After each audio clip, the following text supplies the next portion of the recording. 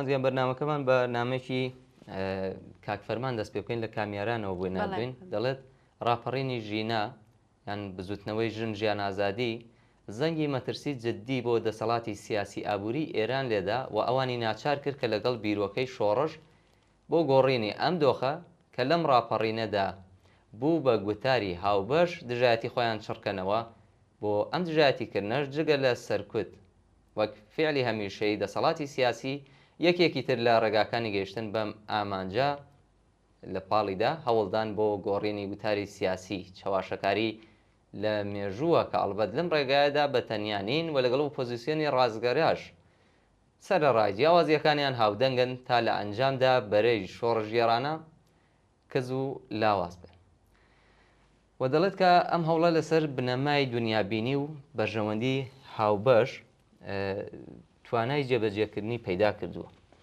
کە دەتوانێت لە قەجیاوازەکانی ئەم سیستمەدا وەک ڕەوتی ئیسلاحخوازی کۆماری ئیسلامی تا لەقای لیبراڵ و ڕەگەسپەرستی ناو ئۆپۆزیسیۆن سەرەڕای جیاوازیە سیاسیەکانیان بەیەکەوە ببەستێتەوە.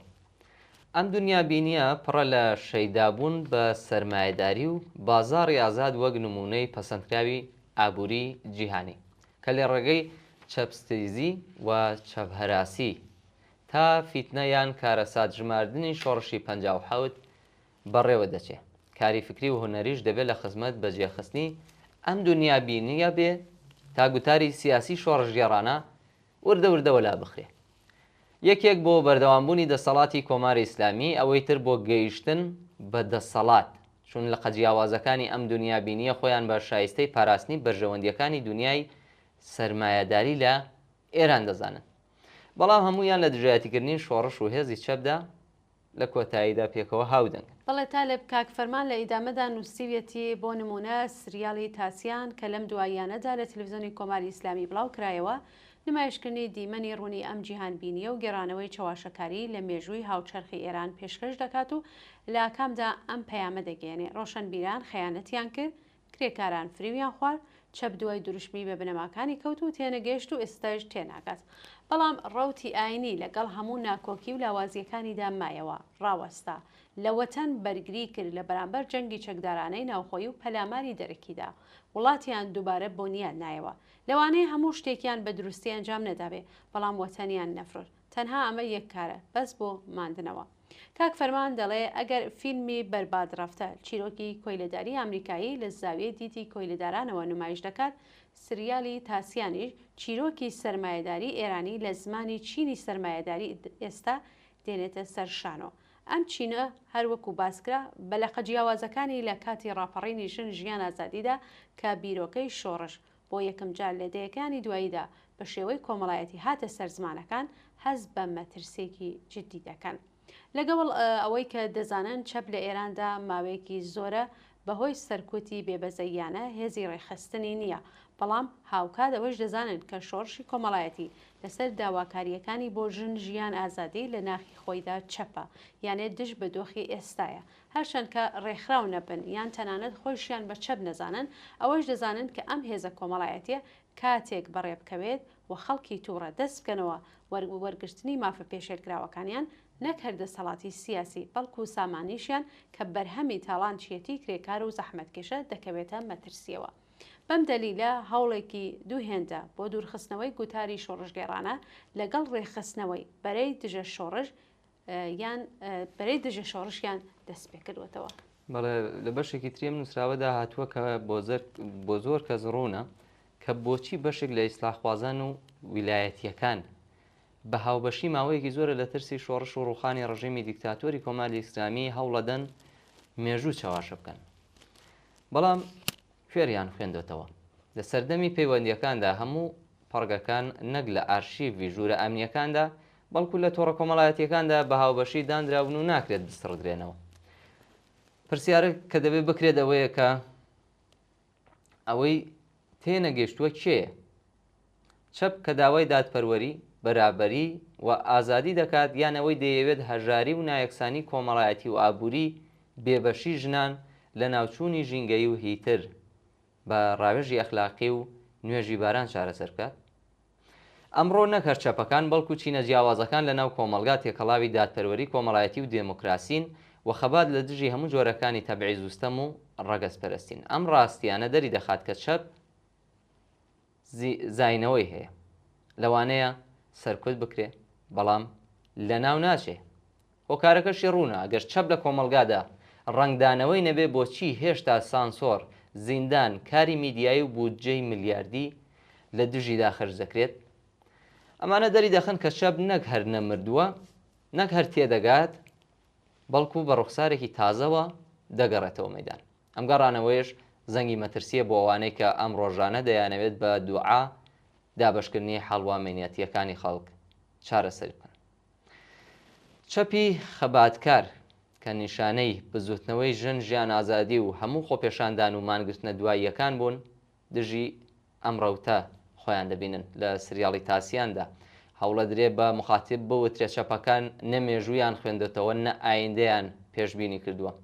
بەڵام کەس دەبیری ناچێت کە هەر لە هەمان ڕۆژەکانی هاتنە سەرکاری ڕژیمی کۆماری ئیسلامی بەشێکی بەرچاو لە چەپەکان پێشبینی مێژویی خۆیان لە ڕێگەی بەیاننامەیەکی بڵاوکراوەوە بڵاو کردەوە کە ویلایەتی فەقیە گەورەترین کڵاوێک کە دەکرێتە سەر خەڵکی ئێرانە. بۆیە دەکرێت بوترێت بە لایەنی کەمەوە بەشێکی بەرفراوانی چەپی سربەخۆ لە سپەی شۆڕشەوە بانگەشیان کردبوو کە ڕۆحانیونی حاکم شێوەی ماریان کێشاوە. هەر بۆیە لەو سریاڵەدا باس لەوە ناکرێت کە کێ زانکۆی کردە زیندان، کێ قەڵەمیشکاند، کێ ئایندەی ڕفاند، کێ مێژووی کردە تەختەی تەعزیە و بۆ سەرکوت و سانسۆر، کێرشی کردە سەر کوردستان و دەنگی حەقخوازانەی ئەم خەڵکەی بە سەرکوت وەڵامدایەوە. ئەگەر چەپ شکستی خوارد بەلانی کەمەوە لە یاریەکەدا بوو، نەک لە پۆستەکانی مەسلەحەت و سات و سەوداکردن. ئەم سریاڵە هەوڵێکی گێلانە و بێگومان مەترسیدارە بۆ چاکردنەوەی ناسنامەیەکی ساختەی شیعگەرایی وەتەنپەروەر بە حساب خۆیان کە ئەم ڕۆژانە لە ماڵی ڕابەریشدا لەگەڵ مەدحی ئەی ئێران یەکی گرتوێتەوە تا لەم ڕێگایەوە خۆیان پارێزن. بەڵێ تالێب کاک فەرمان لە بەشێکی تری نووسراوەکەیدا کە لە کۆتاییدا باسی دەکات، دەڵێ ئەگەر چەپ تێنەگەیش ئەی هاواری خەڵک بۆ ژیان و بۆ ئازادی، بۆ ژیان ئازادی چییە؟ دەبێ بێژین بە پێچەوانە ئەم هەوڵ و تەقالایەی چەپ زیندووە، چونکە ئازادی و بەرابەری و بەختەوەری لە بەردەست نییە. چەپ زیندووە چونکە چینی دەسەڵات وەتەنیان کردووەتە جەهەنەمێک بۆ دانیشتوانی و بەهەشتێک بۆ خۆیان. چەپ زیندووە چونکە خەڵکە هێشتا نایەکسانی بە گۆشت و ئێسکەوە حەز پێ دەکات. چەپ زیندووە چونکە جیاوازیەکان هێشتا هەن و خەڵکی بێبەش هاواری ژن، ژیان، ئازادی دەکەن. ئەم هاوارە و ئەم هەوڵ و تێکۆشانە بۆ ژیان سەرنجام ڕێگای خۆی دەبینێتەوە، خۆی ڕێک دەخات، دەبێتە هێز و ئەو کات دنیا لە ڕوانگەی چینی کرێکار و زەحمەتکێشەوە وێنا دەکرێت کە ئینسانەکان ئازاد و بەرابەر و دوور لە هەر چەشنەستەم و بێمافیەک دەژین. ئەوانەی دەیانەوێت چەپ بە چەواشەکردنی ڕاستیەکان بنێژن باشترە یەکەم سەیری کارنامەی خۆیان بکەن، نایەکسانی، خەنکاندن، کۆچی نخبەکان، هەژاری گشتی، ڕوخانی ژینگە و داڕوخانی کۆمەڵایەتی. ئەمە کارنامەی شەرمەزارکەری 47 ساڵی حکوومەتی توتالیتەری ئاینی داڕوخاوە وەک کۆنەپەرستە کە بە بانگەشەی میدیاییمانەوە و بۆنیادی نراوە. بەڵام چە بۆنیاد نانەوەیەک کە ئینسان تێدا بێمافە و حرمەت و کەرامەتی هەر ڕۆژە پێشێل دەکرێت.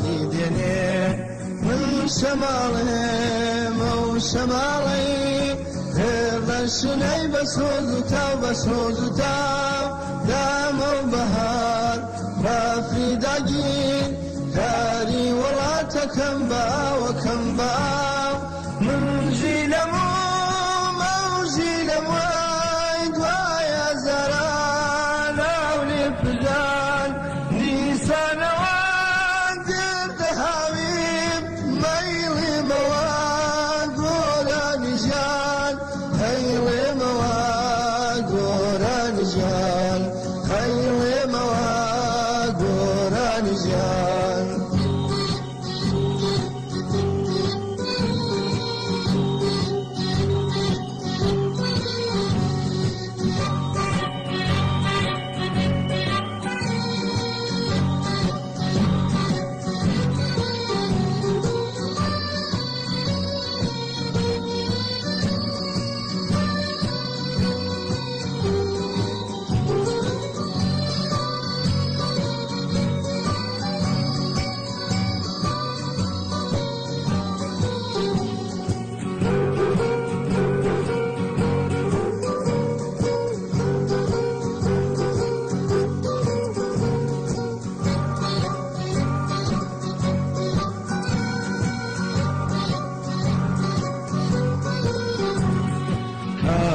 سوای باوە کوژراو مێسکە بژێنێ بە تەسا من بە سۆستێ لاوەستینا باقینترم لەو هەناسا من باوەڕێم بوومە لەرزام دێڵی زەوی دەلەرزێنم جێ و کەنان لا بندنم هەموو گیانە دەهاژێنم من ڕووناکی ئاسۆژێنم وەک تاوەڵێم بۆ ژێر دەسان من شوڕشی ماگرە سوورە کەی کوردستان هاگرە سوورە کەی کوردستان هاگرە سوورە کەی کوردستان هاگرە سوورە کەی کوردستان هاگرە سوورە کەی کوردستان. هاوڕێ مەهری لەبانەوە لە پەیامێکدا بۆی نووسیوین کە لە ماوەی مانگەکانی جوێزەردان و ڕەشەمەی 1404 هەتاویدا دوای کۆتایی شەڕی 12 ڕۆژەی ئیسرائیل لەگەڵ ئێران کە بە پاڵپشتی هەمەلایەنەی ئیمپریالیزمی ئەمریکا و دەستێوەردانی ترامپ بوو بە ئاگربەستێکی شکنندا دەستگیرکردنی سیخوڕەکان دەستی پێکرد و ڕوون نییە ئەم هەموو سیخوڕە لە یەک کاتدا لەکوێوە دەرکەوتن. ئەڵبەت ئەمە بیانوویەک بۆ وەڵامدانەوە بە مەترسیەکی جددی بوو و ئەویش مەترسی سەرهەڵدانی ناڕەزایەتیەکانە. کۆماری ئیسلامی بەنیازە ئەوە بە خەڵک بڵێ ئەگەر لەم شەڕە شکستی خواردووە بەڵام شکستی ناوخۆ قبوڵ ناکات. هەر بۆیە هاوکات لەگەڵ ئێرش و پەلامار بۆ سەر ئەفغانستانیەکانی دانیشتووی ئێران گرتن و زیندانیکردن و تەنانەت دەرکردنی حکمی ئەعدام بە بیانووی سیخوڕی ئێستا پەرەی سندووە.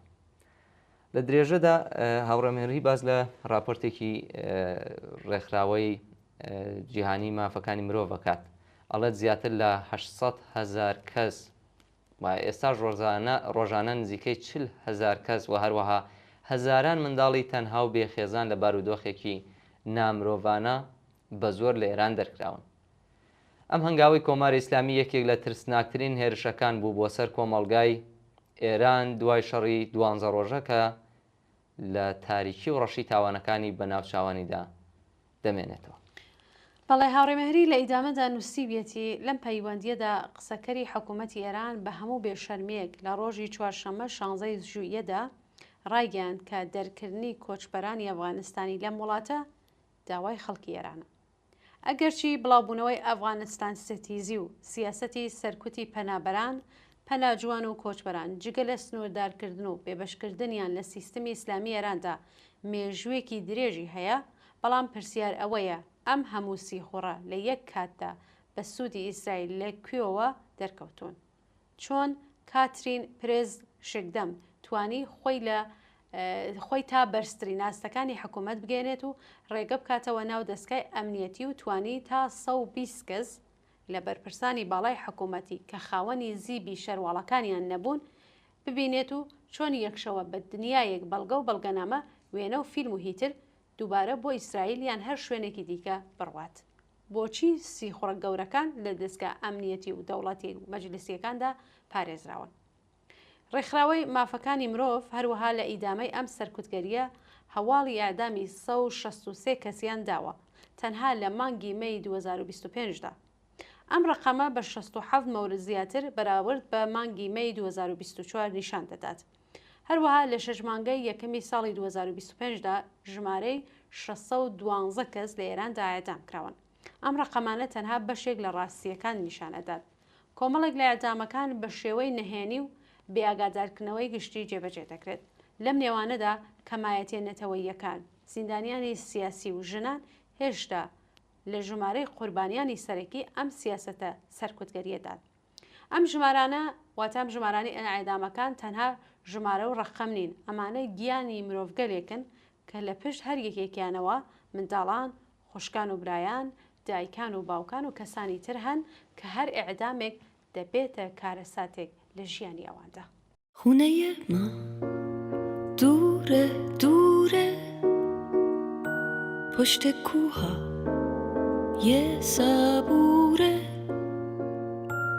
پشت دشتا یه تلایی پشت صحرا های خالی خونه ماست اونور آب اونور موجای بیتاب پشت جنگلای سرفه توی رویاست توی خواب پشت اقیانوس آبی پشت باغا یه گلابی اونور باغای انگور پشت کندو های زنبور خونه ما پشت ابراست اونور دلتنگی ماست ته جاده های خیسه پشت بارون پشت دریاست خونه ما قصه داره آلبالو و پسته داره پشت خنده ها یه گرمش آدمای خسته داره خونه ما شادی داره توی حوضاش ماهی داره کوچه هاش تو بازی داره گربه های نازی داره خونه ما گرم و صمیمی رو دیواراش عکسای قدیمی عکس بازی توی ایوون لب دریا تو تابستون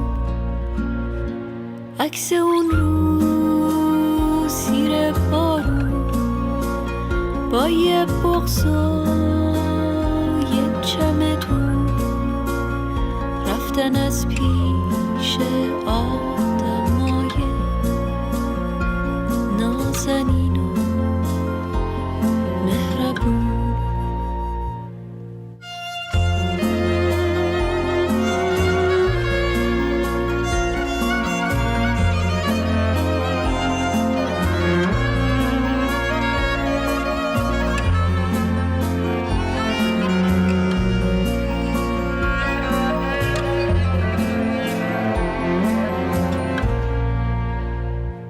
خونه ما دوره دوره پشت کوها یه صبوره پشت دشتا یه تلایی پشت صحرا های خالی خونه ماست اونور آب اونور موجای بیتاب پشت جنگلای سربه توی رویاست توی خواب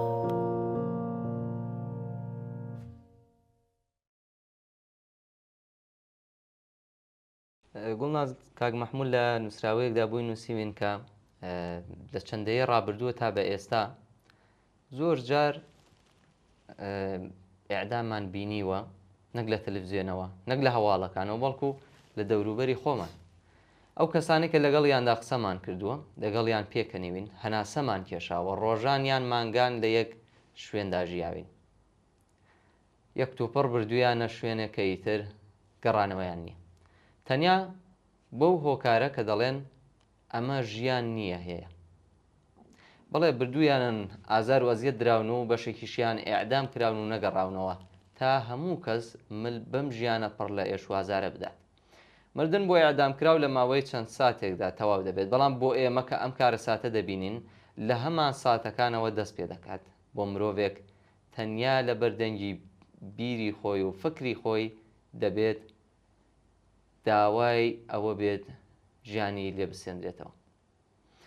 ئەم ڕۆژانە بۆ ترساندن و تۆخاندن چەندەها کەس لە لێواری حکمی ئەعدامدان، نەک بۆ جێبەجێکردنی دادپەروەری بەڵکو بۆ جێبەجێکردنی بڕیارێکە لە هەمان ڕۆژی دەستگیرکردنیانەوەی گیراوە. هیچ پرۆسەیەکی دادوەری ڕاستەقینە لەم لێوانەدا تێناپەڕێت، بەڵکو پرۆسەیەکی ئەمنی و وەک هەمیشە بە سێناریۆیەکی پێشوەختە، قازیەکی گەندەڵ بە فشار هەڕەشە و بە بێخەویدان و ئەشکەنجە، دادگایەکی فەرمایشی لەگەڵ دادوەرانێک کە هیچ بۆنێکیان لە کەرامەت و مرۆڤایەتی نەبردووە بەڕاحەتی حکمی کوشتنی ئینسان دەدەن تا ئەم دۆخەنا لەبارە بپارێزن. بەڵێ تا لە نووسەر لە ئیدامەدا دەڵێ کێشەکە تەنها ژمارە نییە، کێشەکە نەهادینەکردنی کوشتارێکی ئیداری پلاندا ڕێژراوە. کوشتن کە نەک لەسەر بنەمای سەلماندنی تاوان بەڵکو لەسەر بنەمای پێداویستی حکوومەتی دیزاین دەکرێت کە ڕاست و ڕەوان قوربانی دەوێت. قوربانی دروست دەکات ئەگەر تەنانەت نەبووێتیش. ئەمە دادپەروەری نییە، کوشتنێکی ڕێکخراوە، پلاندا ڕێژراوە، ئامانجدارە و بە مۆری پەسەندکردنی حکوومەت. لەسەرەوەی ئەم حکوومەتە کەسێک دانیشتووە کە چیتر تەنانەت زەحمەتی نمایشی دادپەروەریش ناخاتە ئەستۆ، واتە عەلی خامنەئی. هەموو شتێ لەژێر سێبەری ویست و ئیرادەی ئەودا بەڕێوە دەچێت. کاتێک دەیەوێت لێبوردن بکات، تۆمەتبار بە دەیان و سەدان و هەزاران ملیار تومان دزی و تاڵان دەبێت سەرۆکی مەجلیس و واتە دەبێتە سەرۆکی مەجلیس و ئیمام جەمعە و کاتێک بیەوێت حەزف بکات پەتی سێدارە زۆرتر لە دادنامە ئەدامە دەبێت. واتە ئەو دادنامەشتە زووتر لەو کاتی خۆیدا ئامادە دەبێت. ئەعدامێک پەیامە هەم بۆ حکوومەت هەم بۆ خەڵک. ئەو پەیامە دەڵێ دادپەروەری لەبیر بکەن، چونکە لێرە تەنها ئەوەی گرنگە مانەوەی دەسەڵاتە. لە هەموو ئەم ماجرایەدا هەر قۆناغێک لە پرۆسەی یاسایی تەنها نەقابێک بووە بۆ شاردنەوەی ڕاستیەک. ئێمە لەگەڵ حکوومەتێک ڕوبەڕۆین کە گیانی ئینسان بە ئامرازی مانەوەی خۆی دەزانێت. کاتێک حکوومەتێک لە مردنی ئینسان تەغزیە دەکات، لە ڕاستیدا دەستگایەکی ئینسان کوشتنە بە پاساوی ئاین. لە بەشێکتری نامەکەی کاک مەحموودە هاتووە کە دەبێت ئەم ماشینە مەرگە بوەسێنرێت، دەبێت پەت و سێدارە و دار لە ملی ئەم وڵاتە بکردێتەوە. دەبێت نیشان بدرێت ئەم قەتڵە حکوومەتیانە کە لەلایەن حکوومەتی نامەشروع ئەنجام دەدرێت نەک تەنها وەک ڕابردوو قبولکراو نیە، بەڵکو هەمومان دەبێت هەوڵ بدەین هەزینەی ئەم جۆرە تاوانە ڕێکخراوە بۆ حکوومەت زیاد بکەین. هەر بۆیە دروشمی نابۆ ئەعدام و ئازادی زیندانیانی سیاسی دەبێت سەراسەری ئێران بگرێتەوە. ئەوانەی کە حکمی ئەعدام چاوەڕیان دەکات هێشتا زیندون و ئەمە پرسیارێکی بەرپرسیارەتیەکی قرس بۆ ئێمە چەند قات زیاد دەکات. لە جێگای شیوەنگێڕی لە ڕۆژی داهاتووی ئەعدامدا هەموو دەبێت بزانین ئەگەر ئەمڕۆ زۆرێک لەوانەی کە ماتڵی ئیجرای حکمی ئەعدام بوون و هێشتا زیندون نەک بەهۆی بەزەی حکوومەتەوە بەڵکو بەهۆی فشار، ناڕەزایی و بەرەنگاری و وەستانەوەی خەڵکەوە بوو. ئەم فشارانە لە ڕێگای دەربڕینی ئاعترازەکان و هاودەنگی لەگەڵ بنەماڵەی زیندانیەکان دەبێت پەرەی پێ بدرێت. ئەوەش بڵێن کە ئەوانەی کە کوژراون شەرمەزاریەکی هەتاییان لەسەر ناوچەوانی کۆماری ئیسلامی و ڕێبەرەکەی وەک دەسەڵاتێکی تاوانکار بەجێهێشتوو.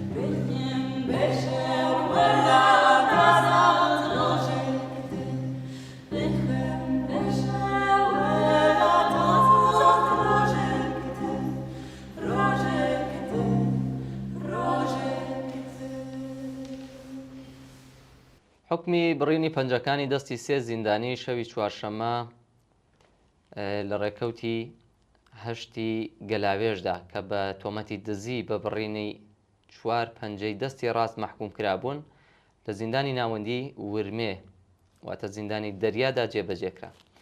ئەم هەواڵە جارێکی تروە بە ڕوونیەکی زیاترەوە جەنایەتێکی دەستگای قەزایی ڕژیمی ئیسلامی نیشاندا. جەنایەتێک کە هیچ پاساوێکی جگە لە بڵاوکردنەوەی کەشوهەوای ترساندن و تۆخاندن نەبێ کە کۆماری ئیسلامی ئێستا پتر لە هەر کاتێکی عمری نەحسی خۆی پێویستی بەم تۆخاندن و ترساندنێ. بەڵێ چالێ بە ئەم هەواڵە دەرخەری ئەم ڕاستەیە کە ئێرانی ژێر دەسەڵاتی حکوومەتی ئیسلامی یەکێک لە توندوتیشترین وڵاتانی جیهانە.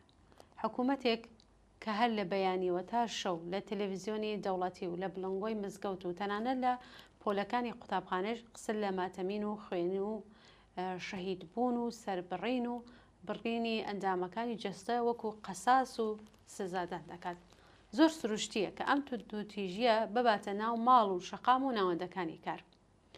شەڕ و تێکەڵچوونی سەر شەقامەکان بەشێکی تەواوکەری توندوتیژیەکانی حکوومەتی ئیسلامیە لە دژی ژنا لە دژی کەمینایینیەکان و کرێکاران و جەماوەری خەڵکی زەحمەتکێش کە بەردەوام لە هەموو گۆشە و کنارێکی وڵاتدا شاهدی دەبین.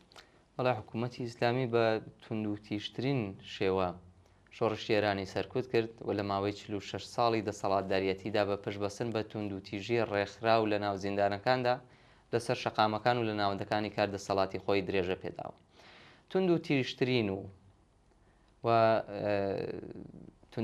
توندوتیژی و خوێن و شەهیدبوون لە زمرەی پایەسەرەکیەکانی ئیدۆلۆژی ئەم دەسەڵاتن. زنجیر لێدان لە خۆدان زیانگەیاندن بەخۆ شەلاق لێدان و لە سێدارەدان لە بەرچاوی خەڵک لە زمرەی و دیمەنانن کە بەردەوام لە بەرچاوی هەمووان لەوانە و منداڵانیش بەڕێوە دەچێت و ئەم شێوازانە بەردەوام لە میدیاکانی حکوومەتیشدا و لە نوێژی هەینیەکاندا بانگەشەیان بۆ دەکرێت. بەرزنرخاندن و پەرەپێدانی توندوتیژی تەنانەت چۆتە ناو کتێبە دەرسیەکانی قوتابخانەشەوە بە داخەیەکی گرانەوە. بەڵێ تا لە بجگە لە هاندان و پەرەپێدانی توندوتیژی لەلایەن حکوومەتی ئیسلامیەوە دیاریکردنی ئەشکەنجەگەر و پاسەوانانی زیندان لە ناو توندوتیژی ترین کەسەکانن. دامەزراندن و بەکارهێنانی توندوتیژترین لات و چەقۆکێش و لەمپەنەکان لەلایەن دەستگا ئەمنیەکانەوە بەکرێگرتنی لات و چەقۆکێشەکان واتە بەمەبەستی هێرشکردنە سەر ژنان و ڕێپێوانی جەماوەری ناڕازی لە دژی ڕژیم و تەنانەت دامەزراندنی تاقمێک چەقۆکێش و پیاوکوش لە زیندانەکان دژ بە زیندانیانی سیاسی لە زمرەی پێکهاتەکانی دیکەی ئاساییکردنەوەی ئەم توندوتیژیە پلان بۆ داڕێژراون کە کۆماری ئیسلامی بەڕێوەی دەبات. هەناردەکردنی تەرۆریزمی ئیسلامی بۆ ناوچەکە و بەشداری سپاییەکانی کۆماری ئیسلامی لە کوشتاری دەیان هەزار کەس لە سووریا بەر لە ڕوخانی بەشار ئەسەد نمونەیەکی دیکەی ئەم جۆرە سیاسەتەن. ئەم سپایانە کە پەروەردەی مەیدانی ئاگر و خوێنن کاتێک دەگەڕێنەوە بۆ ئێران بۆ ڕوبەڕووبوونەوە لەگەڵ ناڕەزایەتیە جەماوەریەکان بەکاردەهێنرێن و ئەمەش هۆکارێکی گرنگە بۆ پەرەسەندنی توندوتیژی لە کۆمەڵگای ئێراندا. لە ڕاستیدا ئەوەی کە بە بیانووی بێبنەمای بەڕێوەبردنی دادپەروەری لە یاسای ئیسلامیدا هاتووە بەشێک لەو توندوتیژیە پلان بۆ داڕێژراوانن کە لە پێناو مانەوەی ڕژیمدا بەکاردێت. لە کاتێکدا دزیە میلیارد دلاریەکانی بەرپرسانی حکوومەت ئەوەندە بەربڵاوە کە تەنانەت هەواڵەکان دەکاتە ناو ڕۆژنامە فەرمیەکان ڕۆژانە دەیان کە لەسەر دزی بچووک کە سەرچاوەیەکی لە هەژاریەوە دێت دەستگیر دەکرێن و ئەندامەکانی جەستەیان دەبەردرێت. یاسای قەساس ئەگەرچی پاساوێکی مەسهەبی هەیە بەڵام لە ڕاستیدا سیاسەتێکی ئاگایانەیە کە تێدا ترس وەکو ئامرازێکی کۆنتترۆلکردنی کۆمەڵایەتی بەکاردەهێنرێت. ئەگەر بە پێچەوانە بواە و جێبەجێکردنی یاسای قەساس بۆ کۆماری ئیسلامی بنەمایەکی ئیدۆلۆژی و باوەڕی هەبوایە و ئەم یاسا قیزەونە لە دژی دزەکانی سەر بە حکوومەتی جێبەجێ بکرایە زۆربەی هەرە زۆری بەرپرسانی ئەم دەسەڵاتە تەنانەت پەنجەکانیشیان نەدەما. خەڵکی ئێران شانی ئەوەن لە کۆمەڵگایەکدا بژین کە تیایدا مرۆڤەکان ناوەندی سەرنج و تەرکیز بن نەگامرازێک بۆ گەیشتن بە ئامانجە سیاسیەکان لە ڕێگەی ترس و تۆقانەوە.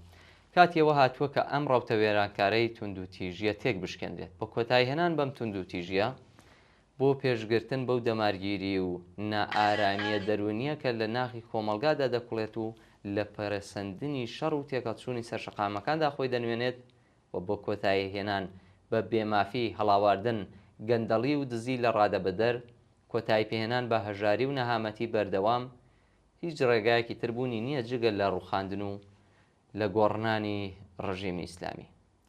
ناوبڕێکی کورد وەربگرن دێنەوەلاتە.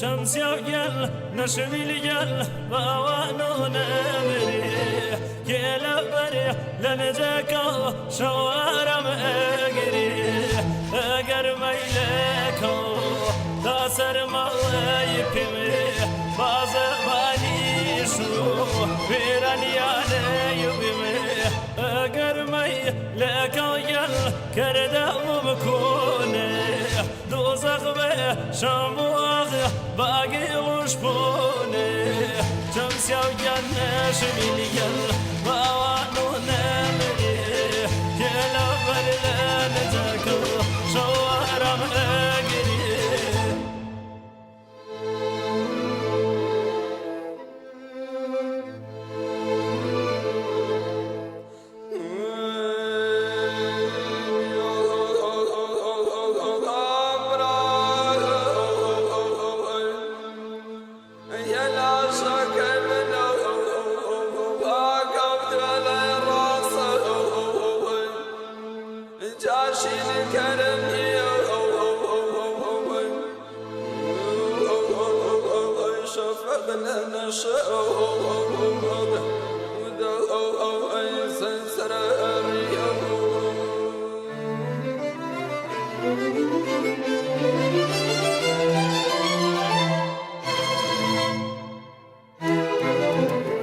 تمسيا وكاجل ما برناها وسيه دوصوي ما نجيل ملنا ويكاسيه شمسيا برويك غاليه كامل يا نتا وقنا ويليه شمسيا جل نشمي الجل باوانو نمري كيلا بري لنزاكو شوارم اقري نشوها نورمي نرد الشام دمي شوزو فروز غالي وزو يا ودي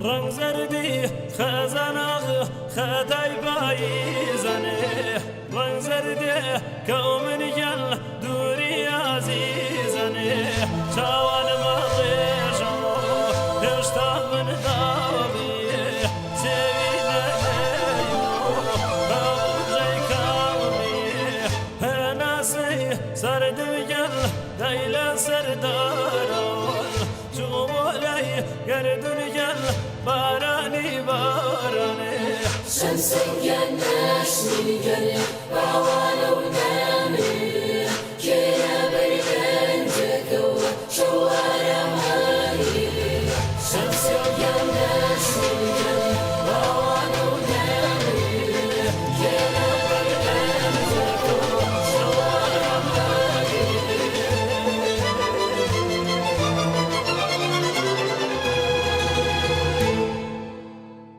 کۆمەڵێک پسپۆڕی شەرخواز کە بەرژەوەندی خۆیان لەگەڵ بەرژەوەندی بەشی پیشەسازی سەربازی ئەمریکا دەبینن لە هەوڵدان کە بە یارمەتی و پشگیری هێزە نیابەتیەکان کە مەبەست لێی بەرێڕاستی ئۆپۆزیسیۆنە لە ئێران بە هێرشی سەربازی کۆماری ئیسلامی بۆ ڕخێنن و ئەم هێزانە بخەنە سەرکار. ئەمە سەرەتای نووسراوی کاک هوشەنگە لە نامەیەکدا نووسیوێتی ئەم نەخشە جوانە ئیمپریالیستیە لەسەر بنەمای ناڕەزایەتی قوڵی خەڵک لە سەرانسەری ئێران لە کۆماری ئیسلامی کە لە نزیکەی نیو سەدە سەرکوتی بەرفراوانی دەوڵەتی سەرچاوە دەگرێت دیزاین کراوە.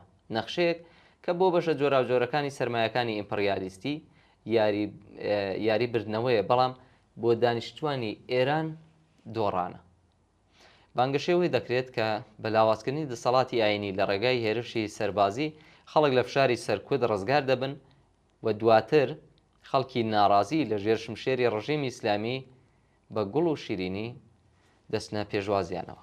ئەلبەدەم سناریۆیە کە بۆ سەرمایەداران لە چاوەڕوانی دەسەڵاتی ئێراندان زۆرتر لە سناریۆیەکی هەلیڤۆد دەچێت کە بە کوشت و کوشتار و ئازار و خوێن دەست پێ دەکات و کۆتاییەکەی خۆش و وەک فیلمێکی واتە ئەشکاو لە بخەنتا بە بینەر بەڵێن دەدات.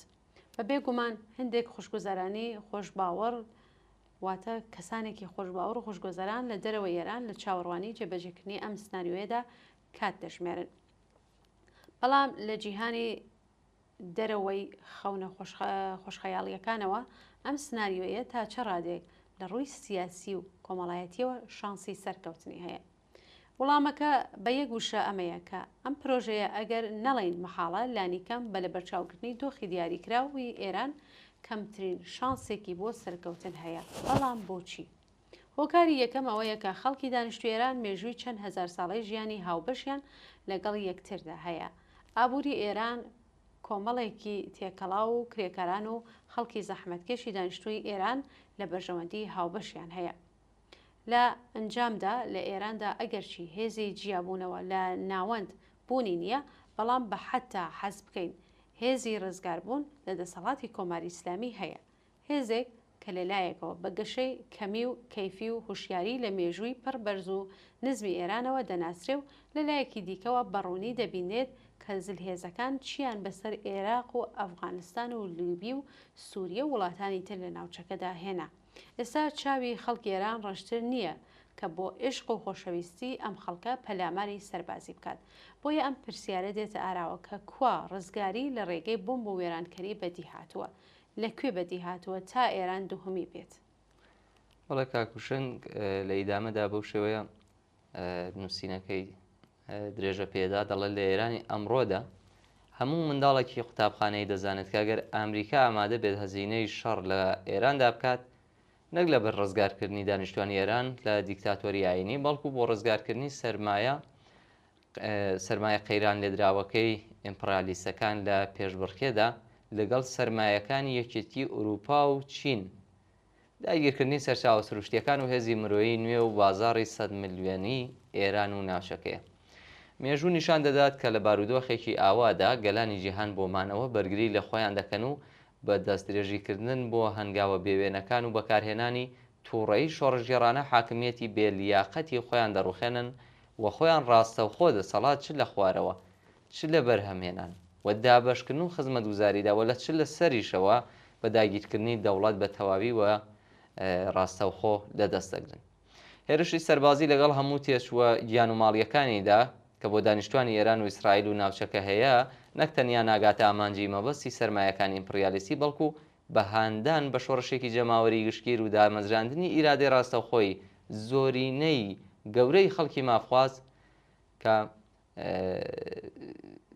بە بڕوای کاکوشنگ کە دەڵێ بە بڕوای من ئەم سێناریوەیە لە ئێران شانسێکی گەورەی نییە، چونکە زلهێزەکانیش ئەوەندە هۆشیان هەیە کە ئەوە لێک بدەنەوە کە ئیدامەی هێرشی سەربازی لەوانەیە بەرژەوەندی سەرمایەداری بۆ هەمیشە لەم ناوچەیەدا کۆتایی پێبێنێت. بۆیە پاش 12 ڕۆژ بە پەلە ئاگربەستیان ڕاگەیان تا دۆخەکەیان لێ نەشێواوە.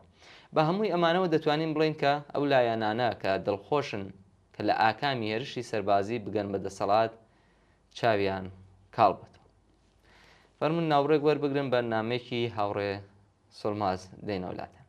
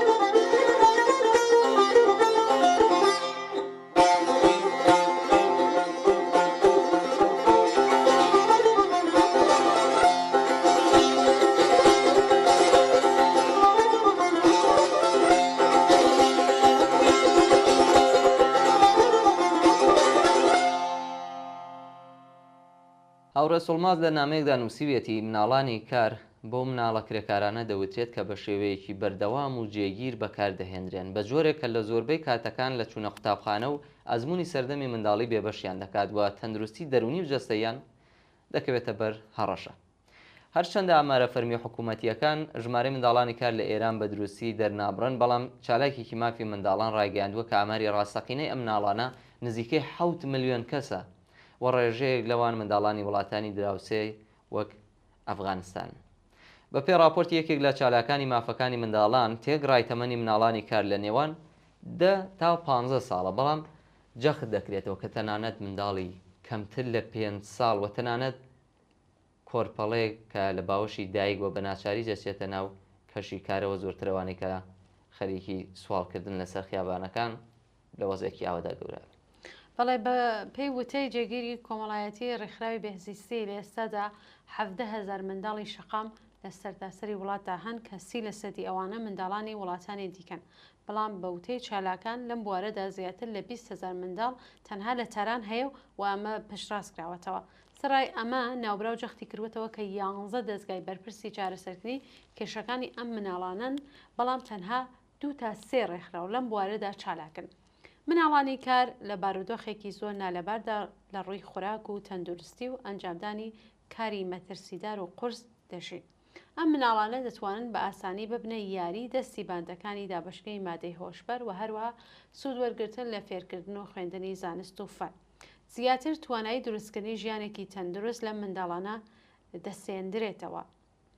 لە هۆکارەکانی بەکارهێنانی منداڵان لە ئێران دەکرێت ئاماژەیەک بکرێت بە فاکترگەلێک وەکو هەژاری، گۆڕانکاری ئابووری لە ناکاو، هەزینەی بەرزی خوێندن و سیستمی پەروەردەیی نادروست و کوالتی نەزمی قوتابخانەکان، خراپی ئابووری بنەماڵەکان یان شوکە ئابووری و ناو ئابوووریەکان کە داهاتی خێزانەکان دەخاتە مەترسیەوە.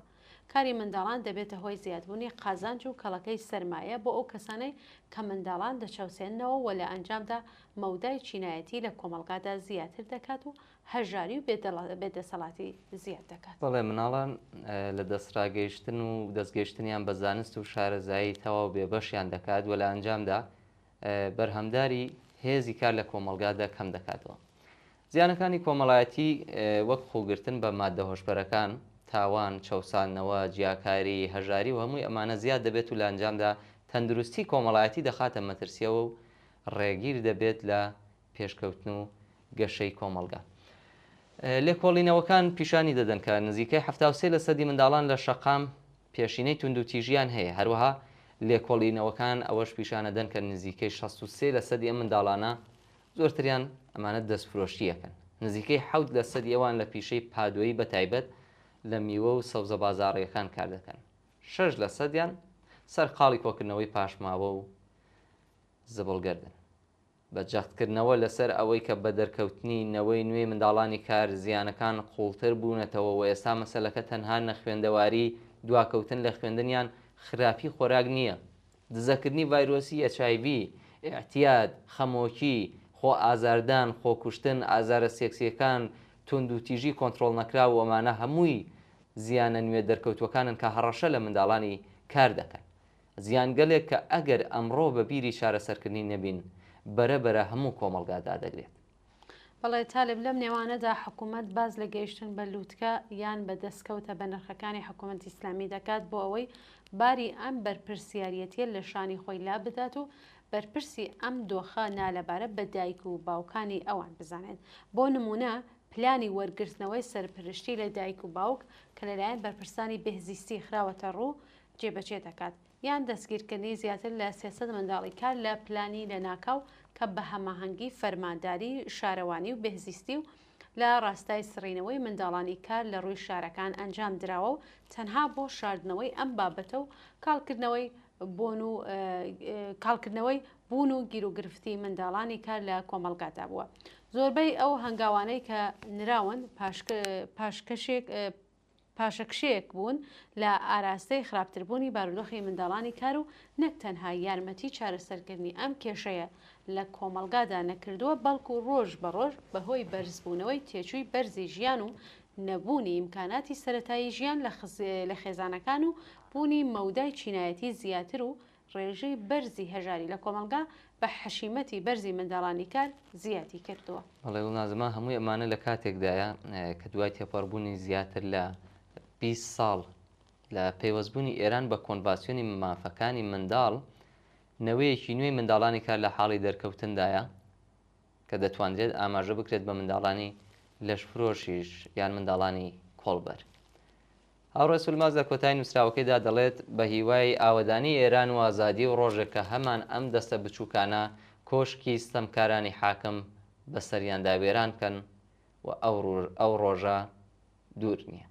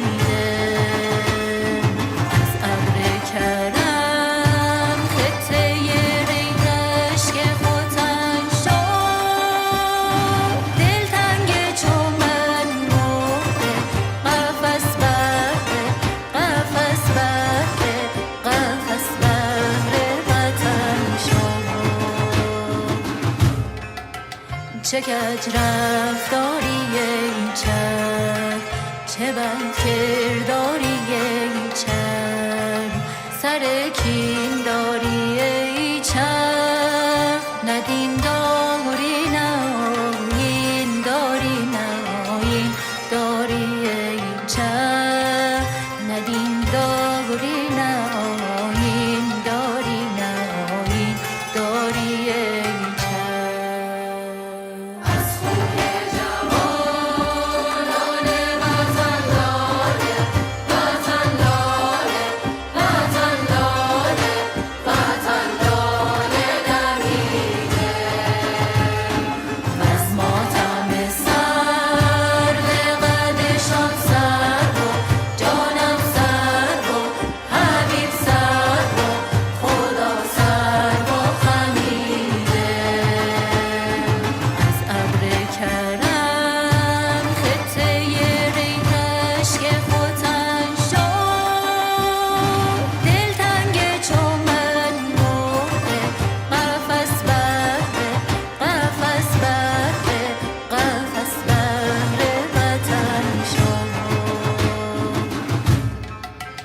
چه کج رفتاری ای چرب، چه بد کرداری ای چرب، سر کین داری ای چرب، ندین داری ناین داری ناین داری ای چرب، ندین داری ناین داری ناین داری ای تالب کاگڕەشاد لە مەهابادەوە پرسیاری لێ کردوین کە بۆ فدرالیسم وەکو ڕێگا حەلێک بۆ چارەسەرکردنی کێشەی نەتەوایەتی بە گونجاو نازانی. بەسپاس لە کاگڕەشاد. ئەمڕۆ خاستی دامەزراندنی سیستمی بەڕێوەبەرایەتی فدرالی لە ئێران لە فرێنەتەوەیی بوونی ئێرانەوە وەکو ڕێگاچارەیەک یەک سەرچاوە دەگرێت. یان فدرالیزم بۆ لایەنگرانی وەڵامێک بۆ مەسلەی نەتەوەیی لە ئێرانی فرێنەتەوە. بەڵام مەسلەی نەتەوەیی لە ئێران وەکو هەموو شوێنێکی تر بابەتێکی تایبەتە. دواتر ئەڵێن مەبەست چییە؟ هەر بۆیە کێشەی لایەنگرانی فدرالیزم کاتێک ئاشکرا دەبێت کە بیان هەوێت چوارچێوەی ئینسانی و جۆغرافیایی ئەو نەتەوانەی کە گۆیا فیدرالیزم دەبێت گیرروگرفتەکانیان چارەسەر بکات دیاری بکەن. پرسیار ئەوەیە نەتەوەکانی دانیشتووی ئێران بە چه پێوەرێک دیاری دەکرێن و سنووری جۆغرافیایی دەسەڵاتی نەتەوەیی داهاتوویان لە چوارچێوەی ئێرانی فدرال چۆن دەستنیشان دەکرێت. هەتا ئێستا نەیانتوانیوە وەڵامێکی ڕوون بەم پرسیارە بدەنەوە. بەڵێ بابزانین کە بۆچی مەسلەی نەتەوەی لە ئێران بابەتێکی ئاوە تایبەتە. مەسلەی کوردستان بزوتنەوەیەکی جەماوەری و خەباتێکی دەیان ساڵە دژ بە ڕژیمە دەسەڵاتدارەکان و دژ بەستەمی نەتەوایەتی لەم ناوچەیەدا لە ئارادا بوو. لە ئەنگرانی پرۆژەی فدرالیزم بۆ هەموو ئێران ئەم مێژووە تایبەتە بە فرامۆشی دەستپێرن و تایبەتمەندی مەسلەی کورد بە ڕسمی ناناسن و فدرالیزم وەک نوسخەیەکی یەکسان بۆ هەموو ئێران دەپێچن. گویا لە ئێران کێشەی نەتەوەکان لە ئاستی بزوتنەوەیەکی جەماوەری لە ئارادایە بۆیە وەکو بزوتنەوەی کوردستان سەیریان دەکرێت. بەڵام هەروەک ئاماژەی پێدرا مەسلەی کورد لە ئێران مەسلەیەکی مێژووی و تایبەتە ببورن کە پێویستی بە وەڵامێکی دیاریکراو هەیە. ئەم تایبەتمەندیە بۆ نەتەوەکانی تر دیار نییە. ڕاستە داواکاری هەیە، ڕاستە باز لە پەراوێزخستنی حاشیەکان هەیە، بەڵام ئەم داوایە تا ئاستی بزوتنەوەیەکی جەماوەری هەڵ نەکشاوە، بەرز نەبووتەوە. بۆیە فدرالیزم وەک چارەسەرێک بۆستەمی نەتەوایەتی بۆ باقی خەڵکی ئێرانیش لە مناسباتی نێوانیاندا هەنگاوێک بەرەو دواوەیە. مناسباتی پێکەوە ژیانیان لێ دەشێوێنێ و دەستنە ئاستی بیرکردنەوە لە دیاریکردنی جوگرافیای دەسەڵاتی ناوچەکەی خۆیان کە تایبەتمەندیەکی دیاریکراوی وەک بزوتنەوەیەکی جەماوەری هێشتا تایە شکڵی نەگرتووە دروست نەبوو. بەڵێ تا لە با ڕوونتر باسی ئەم بابەتە بکەین. مەسەلەیەک کە لە ژیانی واقعی بەرچاوە ئەوەیە کە بێژگە لە خەڵکی کوردستان لە هیچ شوێنێکی تر لە ئێران کێشەی نەتەوایەتی بزوتنەوەیەکی لێ نەکەوتوەتەوە. هەروەکو وتمان دیارە داواکاری هەیە، بەڵام ئێمە باسمان لە بزوتنەوەیەکە کە پشدەستورە بە مێژوویەکی دیاریکراوە. هەر بەو دەلیلەیە کە دەڵێن هێنانە گۆڕی فدرالیزم لەسەر بنەمای نەتەوە بۆ ئێران هەنگاوێک بەرەودووە بەرودوایەوە ڕێگایەکی پرمەترسیە بۆ داهاتووی جەماوەرێک کە لەم وڵاتەدا دەژین. لەلایەکی ترەوە مەسەلەی بەڕێوەبەرایەتی فیدراڵ و دیموکراتیک ئەوەی کە پێی دەوترێ لامەرکەزی ئەم شێوازە بەر لە هەموو شتێک دەگەڕێتەوە بۆ ناوەرۆک و ماهیەتی دەوڵەتی ناوەند. بەپێی ئەوەی کە کام دەوڵەت و بە کام ناوەرۆکی سیاسیەوە دەسەڵاتی بەدەستەوەیە دەتوانێت قەزاوەت لەسەر بەڕێوەبردننی دموکراتیکی وڵاتێک بات، نا لە ڕووی شکل و قەوارەیەکەوە کە دەوڵەتێک بە ڕواڵەت بەخۆی گرتوویەتی. حکوومەتەکانی پەهلەوی و ئیسلامی ڕەواڵەتی خۆیان جۆرێک پێناسە دەکەن کە لەگەڵ ناوەرۆکی واقعیەتی سیاسەتەکانی عەرز تا ئاسمان فەرقی بووە و هەیە. هەر بۆیە بۆ ئێمە بەر لەوەی کە باس لە فیدرالیزم و غەیرە فیدرالیزم بکەین دەبێت قسە لە ماهیەتی سیاسی دەوڵەتی ناوەند بکەین کە قەرارە فیدرالیزم ڕەچاو بکات. هەر دقیق بم بۆ نەشەوە دروشمی فیدرالیزم بەر لە هەموو شتێک ناوەڕەک و ماهیەتی سیاسی و چینایەتی دەوڵەتی ناوەندی بە فرامەشی دەستپێرێت.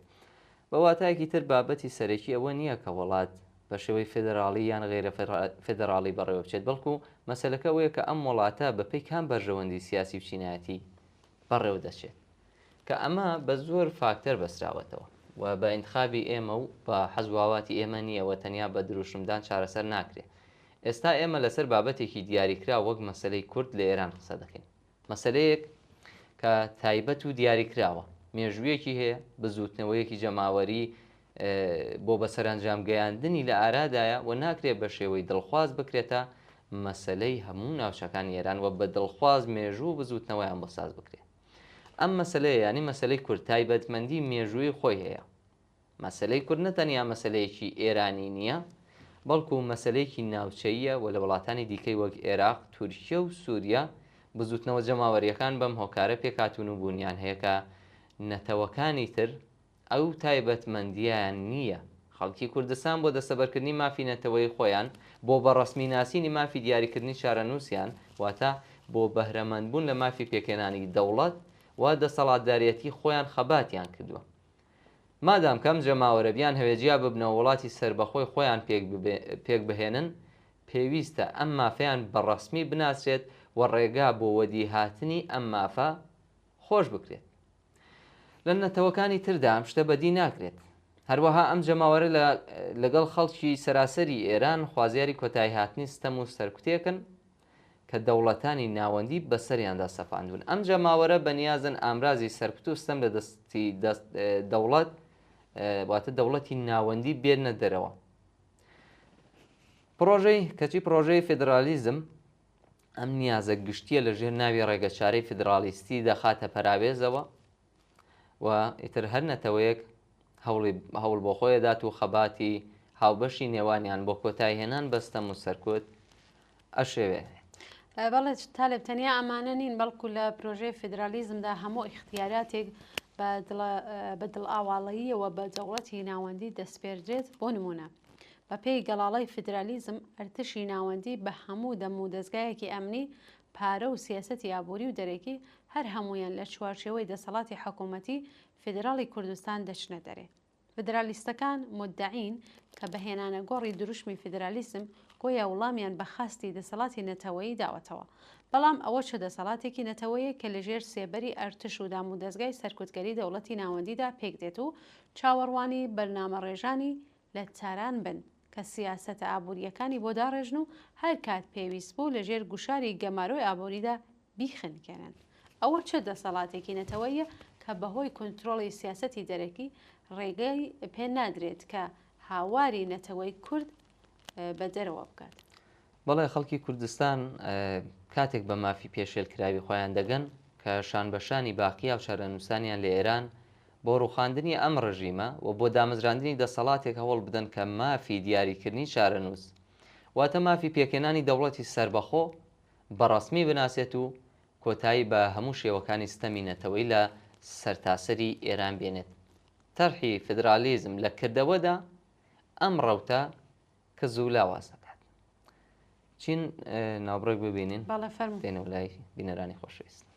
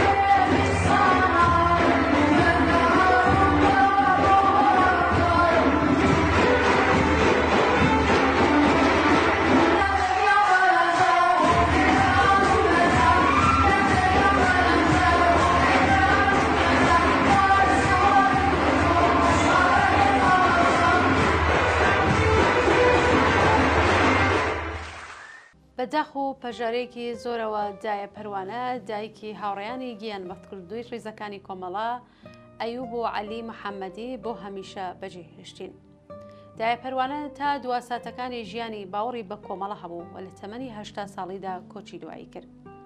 دایە پەروانە یەکێک بوو لە دایکە تێکۆشەر و شۆڕژگەرەکان کە سەرڕای ئەوەی سەرپەرشتی چەندین منداڵی لە ئەستۆ بوو ساڵانێکی زۆر دژی ڕژیمی تاوانکاری کۆماری ئیسلامی ئێران و لە پێناو ئازادی و یەکسانی و دامەزراندنی کۆمەلگایەکی خاڵی لە ستەم خەباتی کرد. دایە پەروانە لە ساڵی 1364دا لە بەهاری 64دا دوای گیانبەختکردنی جگەرگۆشەکەی پەیوەندی بە ڕیزەکانی پێشمەرگەکانی کۆمەڵەوە کرد. بەچوونە ناو ڕیزەکانی ئاشکرای ڕێخستنەکانی کۆمەڵەوە خۆناغێکی نوێی چالاکیەکانی دژی ڕژیمی نەگریسی ئیسلامی دەست پێ کرد. ئەو لەگەڵ هاوڕێیانیدا بەبێ ماندووبوون ئەرکەکانی خۆی بەڕێوە دەبرد.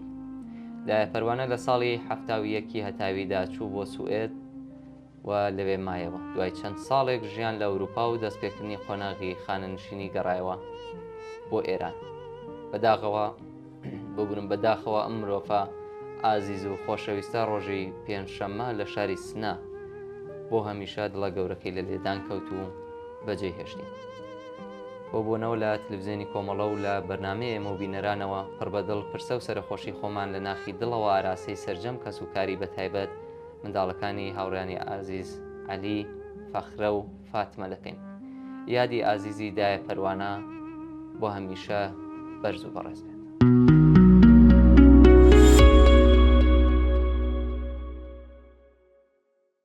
دوا ماڵاوایی و ڕێزگرتن لە مامۆستا مستەفا کەیوان لە شاری تاران. برای هاوڕێ مەحموود کەیوان ئەندام و پێشمەرگەی کۆمەڵە. بەداخ و پەژارەیەکی زۆر گرانەوە ڕۆژی هەینی دەیگەلاوێژ 1404 هەتاوی کاک مستەفا کەیوان مامۆستای فێرگەکان لە شاری سەقز و پاشان تاران لە تەمەنی 90 ساڵیدا بەهۆی بە ساڵاتچوون و هەڵکشانی تەمەن لە شاری تاران کۆچی دوایی کرد. کاک مستەفا ساڵی 1314 هەتاوی لە بنەماڵەیەکی مامناوەند لە شاری سەقز چاوی بەژین پشکوت. هەر لە منداڵیەوە مەزاق و خولیای تایبەتی بە خوێندن لە فکر و ئەندیشەدا کەڵەکە بوو. کاک مستەفا بە پرسەرنانی تەنگ و چاڵەمەکانی ڕۆژگار ساتە بە نرخەکانی تەمەن بە هەدەر نادات و هەوڵە یەک لە پاش یەکەکانی ئەو ڕاستیە دەسەلمێنێ کە کاک مستەفا لە یەکەمین فێرگەی ئەو سەردەمەی پایتەخت واتە دارولفنون دەبێتە وانەبێژ و وانە بۆ قوتابیان دەڵێتەوە. مامۆستا مستەفا لەو بوارەدا بە چەندین کارنامەی زێڕین لە ژیان لە خزمەتگوزاری بۆ هەموو چین و توێژە جۆر بە جۆرەکانی کۆمەلگا لە بواری پەروەردە و ڕاهێنان بە شانازیەوە هەنگاوی هەڵدەگرت. بەهۆی دڵسۆزی و سەرکەوتنە زانستیەکانی مامۆستا مستەفا لەلایەن کەسایەتیە ناسراوە و خۆشنا و گەورەکانی زانکۆکانی ئێران خەڵات و سپاسنامەی زۆری پێشکەش کرا. لە درێژەداوە بە کردەوە مامۆستا مستەفا نیشانیدا لە تێز و تێوەری پراتیک زانست و ئەدەبیات دەستێکی باڵای هەبوو. کاک مستەفا وەک نووسەرێکی بەتوانە پەنجەی ڕەنگینی بە کتێبی نەورۆز لە کوردستان نەخشاوە ئەم دیاردا بە نرخەی پێشکەش بە خوێنەران و خولیایانی مێژوو و زانست کرد. هەروەها پێویستە ئاماژە بەوە بکەین کە کاک مستەفا وەک توێژەر و تەبێژێکی بەتوانە دەیان بابەت و مەخالەی ئەدەبی، کەلتوری، کۆمەڵایەتی و زانستی دیکەشی پێشکەش بە کۆمەلگای تینووی ئازادی و زانست لە کوردستان و ئێران کردووە. بەڵێ مامۆستا مستەفا زانایەکی مرۆڤ دۆست، خزمەتگوزار، ئارام، میهرەبان، بەتاقەت، جددی و ڕاستەقینە بوو.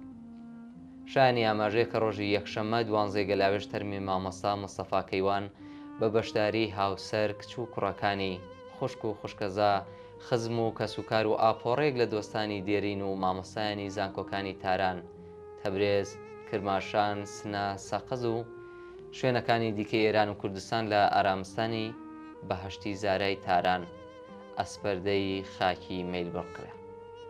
پاشان ڕۆژی دووشەممە 13 گەلاوێژ پرسە و سەرخۆشی لە هۆتێل و هۆڵی گەورەی پەرشیان لاپاس لە تاران بەڕێوەچوو. وەک یادمانێکی بەشکۆ بە بەشداری سەدان کەس لە کەسایەتیە نێودارەکانی ئێران کوردستان و شاری سەقز بەڕێوەچوو. لەو کۆڕایادەدا کۆمەڵێک کەسایەتی لەوانە کاک ساڵح نیکبەخت و چەندین هاوڕێ و هاوتەمەن و هاوقتابی ڕابردووی کاک مستەفا لە زانستگەی دارولفنوونی ئەو سەردەم وتاری بە نرخیان پێشکەش بە ئامادەبوان کرد. هەموو وتاربێژەکان مامۆستا مستەفا کەیوانیان وەک کەسایەتێکی بەتوانە لەباری ڕەوشنگەری، زانست و ئەدەبیاتی پێشڕە و خۆڵکێنەر ناسان کە نەبوونی کلێنێکی گەورە بۆ زانستی سەردەم و مرۆڤایەتی ئەمڕۆی تینووی ئازادی و ژیانی سەربەست دروست دەکات و یاد و بیرەوەری و دڵسۆزیەکانی کاک مستەفایان بەرز نرخاند. پێویستە بۆ وترێکە مامۆستا مستەفا کەیوان براگەورە یەکێک لە سیمان ئاسرا و خۆشەویستەکانی ناوڕێزەکانی کۆمەڵا هاوڕێ مەحموود کەیوان لە شەر و دێتەکانی ناوچەی سەقز، موکریان و هەموو کوردستان بوو کە 2 ساڵ پێش لە وڵاتی سوێت ماڵاوایی لە ژیان کرد. لە کۆتاییدا سەرخۆشی گەرمی خۆمان پێشکەش بە هاوسەری بەڕێزی هەردوو کچ و دوو کوڕەکەی مامۆستا مستەفا کەیوان، خەزم و کەسوکاری مامۆستایان و خوێندکارانی سەقز و تاران و خەڵکی دڵسۆز و مەگناسی شاری سەقز دەکەین و خۆمان بە شەریکی خەمیان دەزانین. یادی مامۆستا مستەفا کەیوان و برای ئازیزی هاوڕێمان کاک مەحموود کەیوان بۆ هەمیشە بەرز و بەڕێزە. زۆر سپاس لە کۆمەڵێک لە دۆستان و هاوڕێیانی کاک مەحموود کەیوان لە شارەکانی سەقز و تاران کە ئەم بیرەوەریانیان بۆ نردبووین.